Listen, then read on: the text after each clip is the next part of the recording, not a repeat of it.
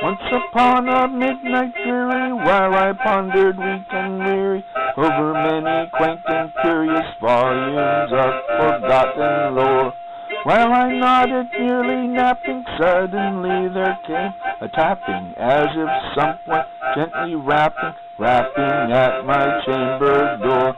"'Tis some visitor," I muttered, tapping at my chamber door, "only this and nothing more."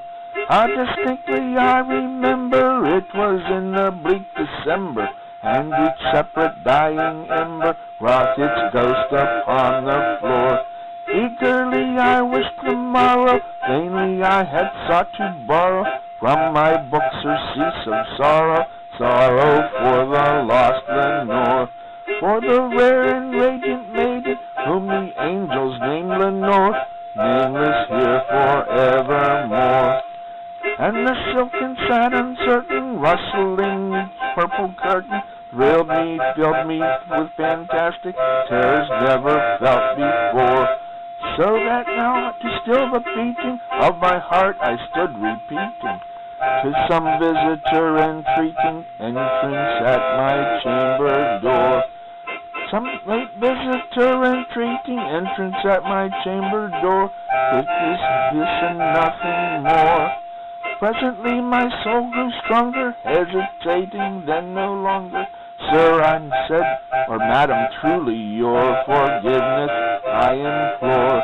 But the fact is I was napping, and so gently you came rapping, and so faintly you came tapping at my chamber door, that I scarcely sure I heard you, and I opened wide the door.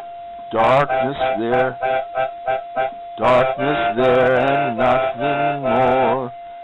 Deeply in the darkness peering, long I stood there, wondering, fearing, doubting, dreaming dreams no mortal ever dared to dream before. But the silence was unbroken, and the stillness gave no token, and the only word there spoken was the whispered word Lenore. This I whispered, and an echo murmured back the word Lenore, merely this and nothing more. Back into my chamber turning, all with my soul within me burning, soon again I heard that tapping, somewhat louder than before. Open here I flung the shutter, when with many a flit and flutter, in stepped the stately raven of the saintly days of yore.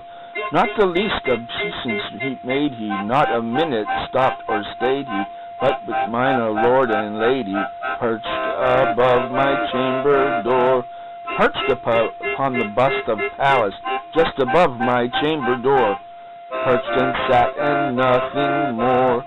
Then this ebony bird beguiling my sad fancy into smiling, by the grave and stern decorum of the countenance it wore. Though the crest be shorn and shaven, thou, I said, art sure no craven, ghastly grim, an ancient raven, wandering from the nightly shore. Tell me what thy lordly name is on that night's plutonium shore. Quoth the raven, nevermore.